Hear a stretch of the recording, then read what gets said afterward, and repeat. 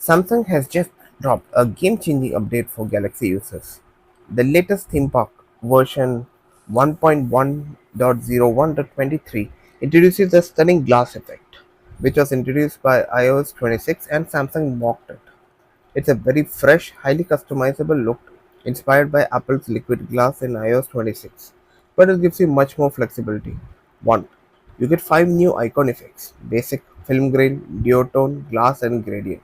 The glass effect lets you adjust icon transparency, glow, hue, saturation, and perfectly match your icon to your wallpaper for a sleek, futuristic appearance.